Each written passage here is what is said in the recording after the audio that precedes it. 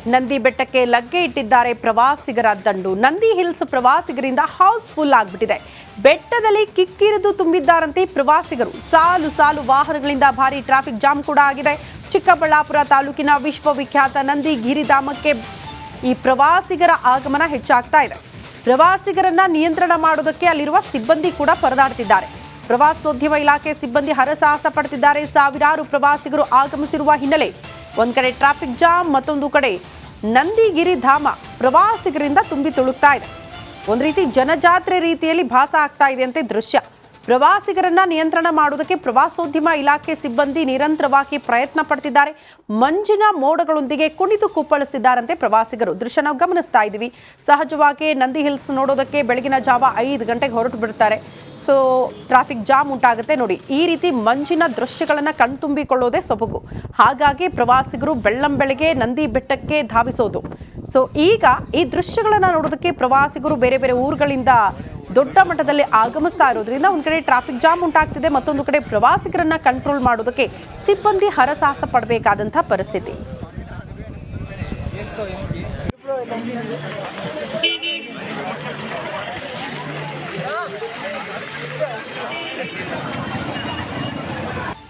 ನಂದಿ ಬೆಟ್ಟಕ್ಕೆ ಲಗ್ಗೆ ಇಟ್ಟಿದ್ದಾರೆ ಪ್ರವಾಸಿಗರ ದಂಡು. ನಂದಿ ಹಿಲ್ಸ್ ಪ್ರವಾಸಿಗರಿಂದ ಹೌಸ್ಫುಲ್ ಆಗಿಬಿಟ್ಟಿದೆ.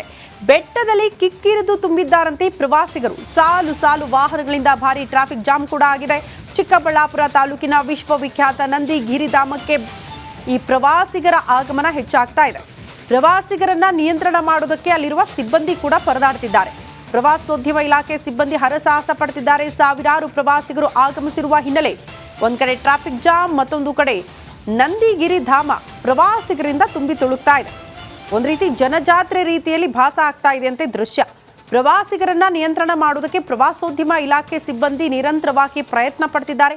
ಮಂಜಿನ ಮೋಡಗಳೊಂದಿಗೆ ಕುಣಿದು ಕುಪ್ಪಳಿಸ್ತಿದ್ದಾರಂತೆ ಪ್ರವಾಸಿಗರು. ದೃಶ್ಯ ನಾವು ಗಮನಿಸ್ತಾ ಇದ್ದೀವಿ. ಸಹಜವಾಗಿ ನಂದಿ ಹಿಲ್ಸ್ ನೋಡೋದಕ್ಕೆ ಬೆಳಗಿನ ಜಾವ 5 ಗಂಟೆಗೆ ಹೊರಟು ಬಿಡ್ತಾರೆ. ಸೊ ಟ್ರಾಫಿಕ್ ಜಾಮ್ ಉಂಟಾಗುತ್ತೆ ನೋಡಿ. ಈ ರೀತಿ ಮಂಜಿನ ದೃಶ್ಯಗಳನ್ನು ಕಣ್ತುಂಬಿಕೊಳ್ಳೋದೇ ಸೊಬಗು. ಹಾಗಾಗಿ ಪ್ರವಾಸಿಗರು ಬೆಳ್ಳಂಬೆಳಗ್ಗೆ ನಂದಿ ಬೆಟ್ಟಕ್ಕೆ ಧಾವಿಸೋದು.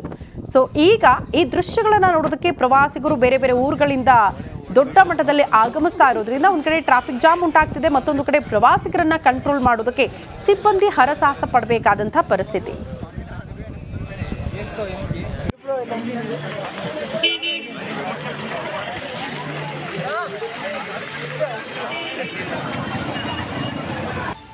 ನಂದಿ ಬೆಟ್ಟಕ್ಕೆ ಲಗ್ಗೆ ಇಟ್ಟಿದ್ದಾರೆ ಪ್ರವಾಸಿಗರ ದಂಡು. ನಂದಿ ಹಿಲ್ಸ್ ಪ್ರವಾಸಿಗರಿಂದ ಹೌಸ್ಫುಲ್ ಆಗಿಬಿಟ್ಟಿದೆ.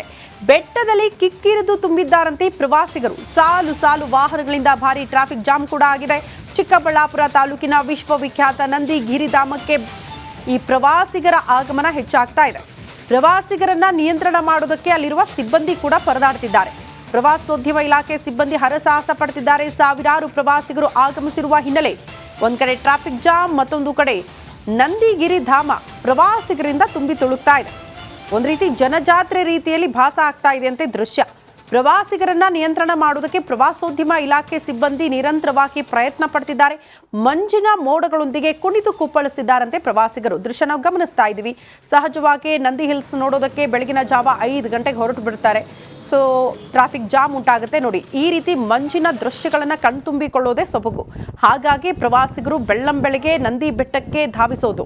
ಸೊ ಈಗ ಈ ದೃಶ್ಯಗಳನ್ನು ನೋಡೋದಕ್ಕೆ ಪ್ರವಾಸಿಗರು ಬೇರೆ ಬೇರೆ ಊರುಗಳಿಂದ ದೊಡ್ಡ ಮಟ್ಟದಲ್ಲಿ ಆಗಮಿಸ್ತಾ ಇರೋದ್ರಿಂದ ಒಂದ್ ಕಡೆ ಟ್ರಾಫಿಕ್ ಜಾಮ್ ಉಂಟಾಗ್ತಿದೆ, ಮತ್ತೊಂದು ಕಡೆ ಪ್ರವಾಸಿಗರನ್ನ ಕಂಟ್ರೋಲ್ ಮಾಡೋದಕ್ಕೆ ಸಿಬ್ಬಂದಿ ಹರಸಾಹಸ ಪಡಬೇಕಾದಂತಹ ಪರಿಸ್ಥಿತಿ.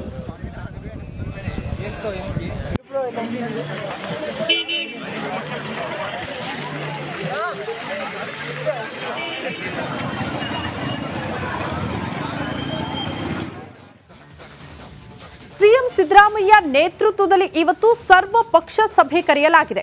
ಸಿಡಬ್ಲ್ಯೂಆರ್ಸಿ ಆದೇಶದ ಬೆನ್ನಲ್ಲೇ ಸರ್ವಪಕ್ಷ ಸಭೆ ಕರೆದಿದ್ದಾರೆ ಸಿಎಂ ಸಿದ್ದರಾಮಯ್ಯ. ಮುಂದಿನ ಕ್ರಮ ಯಾವ ರೀತಿ ಇರಬೇಕು, ನಮ್ಮ ನಿಲುವೇನಾಗಿರಬೇಕು ಅನ್ನೋದ್ರ ಬಗ್ಗೆ ಈ ಸಭೆಯಲ್ಲಿ ಚರ್ಚೆ ಮಾಡಲಾಗುತ್ತೆ. ವಿಧಾನಸೌಧದಲ್ಲಿ ಸಂಜೆ 4 ಗಂಟೆಗೆ ಈ ಸಭೆ ನಡೆಯುತ್ತೆ. ತಮಿಳುನಾಡಿಗೆ ನೀರು ಬಿಡೋದಕ್ಕೆ ಸಿಡಬ್ಲ್ಯೂಆರ್ಸಿ ಸೂಚನೆ ಕೊಟ್ಟಿದ್ದೇ ತಡ ಇವತ್ತು ಸರ್ವಪಕ್ಷ ಸಭೆ ನಡೆಯುತ್ತೆ. ರಾಜ್ಯದ ಮುಂದಿನ ನಡೆ ಕುರಿತು ಸಭೆಯಲ್ಲಿ ಪ್ರಮುಖವಾಗಿ ಚರ್ಚೆ ಆಗುತ್ತೆ ಅನ್ನೋದರ ಡೀಟೇಲ್ ಸಿಗ್ತಾ ಇದೆ. 1 TMC ನೀರನ್ನ ತಮಿಳುನಾಡಿಗೆ ಹರಿಸಬೇಕು ಅನ್ನುವಂತಹ ಆರ್ಸಿ ಆದೇಶ ಇವತ್ತು ಸಂಜೆ 4 ಗಂಟೆಗೆ ಸರ್ಕಾರದ ನಿಲುವೇನಾಗಿರಬೇಕು, ರಾಜ್ಯದ ನಿಲುವೇನಾಗಿರಬೇಕು ಅನ್ನೋದ್ರ ಬಗ್ಗೆ ಇವತ್ತು ಈ ಸಭೆಯಲ್ಲಿ ಚರ್ಚೆ ಮಾಡಲಾಗುತ್ತೆ ಅನ್ನೋದ್ರ ಡೀಟೇಲ್ಸ್ ಸದ್ಯ ಸಿಗ್ತಾ ಇದೆ. ಬಟ್ ಇಲ್ಲಿ ಚರ್ಚೆ ಆದ ಬಳಿಕ ಅದೆಷ್ಟು ಮಟ್ಟಿಗೆ ಇಂಪ್ಲಿಮೆಂಟ್ ಆಗುತ್ತೆ ಅನ್ನೋದು ಪ್ರಶ್ನೆ. CWRC ಮುಂದೆ ಈ ರಾಜ್ಯ ಸರ್ಕಾರದ ನಿಲುವು ಅಥವಾ ರಾಜ್ಯದ ನಿಲುವನ್ನ ಪ್ರಸ್ತಾಪ ಮಾಡುವಲ್ಲಿ ಪದೇ ಪದೇ ವಿಫಲರಾಗ್ತಾ ಬಂದಿದ್ದೀವಿ. ಈ ಹಿಂದೆ ಇದೇ ಕಾರಣಕ್ಕೆ ದೊಡ್ಡ ಮಟ್ಟದ ಹೋರಾಟಗಳಾಯಿತು.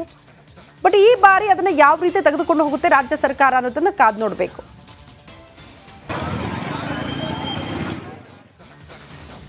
ಸಿಎಂ ಸಿದ್ದರಾಮಯ್ಯ ನೇತೃತ್ವದಲ್ಲಿ ಇವತ್ತು ಸರ್ವ ಪಕ್ಷ ಸಭೆ ಕರೆಯಲಾಗಿದೆ. CWRC ಆದೇಶದ ಬೆನ್ನಲ್ಲೇ ಸರ್ವ ಪಕ್ಷ ಸಭೆ ಕರೆದಿದ್ದಾರೆ ಸಿಎಂ ಸಿದ್ದರಾಮಯ್ಯ. ಮುಂದಿನ ಕ್ರಮ ಯಾವ ರೀತಿ ಇರಬೇಕು, ನಮ್ಮ ನಿಲುವೇನಾಗಿರಬೇಕು ಅನ್ನೋದ್ರ ಬಗ್ಗೆ ಈ ಸಭೆಯಲ್ಲಿ ಚರ್ಚೆ ಮಾಡಲಾಗುತ್ತೆ. ವಿಧಾನಸೌಧದಲ್ಲಿ ಸಂಜೆ 4 ಗಂಟೆಗೆ ಈ ಸಭೆ ನಡೆಯುತ್ತೆ. ತಮಿಳುನಾಡಿಗೆ ನೀರು ಬಿಡೋದಕ್ಕೆ CWRC ಸೂಚನೆ ಕೊಟ್ಟಿದ್ದೇ ತಡ ಇವತ್ತು ಸರ್ವಪಕ್ಷ ಸಭೆ ನಡೆಯುತ್ತೆ. ರಾಜ್ಯದ ಮುಂದಿನ ನಡೆ ಕುರಿತು ಸಭೆಯಲ್ಲಿ ಪ್ರಮುಖವಾಗಿ ಚರ್ಚೆ ಆಗುತ್ತೆ ಅನ್ನೋದರ ಡೀಟೇಲ್ಸ್ ಸಿಗ್ತಾ ಇದೆ. 1 TMC ನೀರನ್ನ ತಮಿಳುನಾಡಿಗೆ ಹರಿಸಬೇಕು ಅನ್ನುವಂತಹ CWRC ಆದೇಶ ಇವತ್ತು ಸಂಜೆ 4 ಗಂಟೆಗೆ ಸರ್ಕಾರದ ನಿಲುವೇನಾಗಿರಬೇಕು, ರಾಜ್ಯದ ನಿಲುವೇನಾಗಿರಬೇಕು ಅನ್ನೋದ್ರ ಬಗ್ಗೆ ಇವತ್ತು ಈ ಸಭೆಯಲ್ಲಿ ಚರ್ಚೆ ಮಾಡಲಾಗುತ್ತೆ ಅನ್ನೋದರ ಡೀಟೇಲ್ಸ್ ಸದ್ಯ ಸಿಗ್ತಾ ಇದೆ. ಬಟ್ ಇಲ್ಲಿ ಚರ್ಚೆ ಆದ ಬಳಿಕ ಅದೆಷ್ಟು ಮಟ್ಟಿಗೆ ಇಂಪ್ಲಿಮೆಂಟ್ ಆಗುತ್ತೆ ಅನ್ನೋದು ಪ್ರಶ್ನೆ. CWRC ಮುಂದೆ ಈ ರಾಜ್ಯ ಸರ್ಕಾರದ ನಿಲುವು ಅಥವಾ ರಾಜ್ಯದ ನಿಲುವನ್ನ ಪ್ರಸ್ತಾಪ ಮಾಡುವಲ್ಲಿ ಪದೇ ಪದೇ ವಿಫಲರಾಗ್ತಾ ಬಂದಿದ್ದೀವಿ. ಈ ಹಿಂದೆ ಇದೇ ಕಾರಣಕ್ಕೆ ದೊಡ್ಡ ಮಟ್ಟದ ಹೋರಾಟಗಳಾಯಿತು. ಬಟ್ ಈ ಬಾರಿ ಅದನ್ನ ಯಾವ ರೀತಿ ತೆಗೆದುಕೊಂಡು ಹೋಗುತ್ತೆ ರಾಜ್ಯ ಸರ್ಕಾರ ಅನ್ನೋದನ್ನ ಕಾದು ನೋಡಬೇಕು. ನಮಸ್ಕಾರ, ಕರ್ನಾಟಕ ಪ್ರೈಮ್ ಟೈಮ್ಗೆ ಸ್ವಾಗತ. ನಾನು ಜಯಪ್ರಕಾಶ್ ಶೆಟ್ಟಿ. ಇಡೀ ಕರ್ನಾಡು ಇವತ್ತು ರೆಬೆಲ್ ಆಗಿ ನಿಂತಿದೆ. ಈ ಹಗರಣಗಳನ್ನು ಸದನದಲ್ಲಿ ಪ್ರಸ್ತಾಪ ಮಾಡಲು ಕೂಡ ಕಾಂಗ್ರೆಸ್ ಹಿಂದೇಟು ಹಾಕಿದ್ದೇಕೆ? ನಿಮ್ಗೆ ಸಂಬಳ ಅದಕ್ಕೆ, ನಿಮಗೆ ವಾಹನ ಅದಕ್ಕೆ, ನಿಮಗೆ ವೆಪನ್ ಅದಕ್ಕೆ, ನೀವು ಅದನ್ನು ಸೆರೆ ಹಿಡಿಬೇಕಾಗಿದೆ.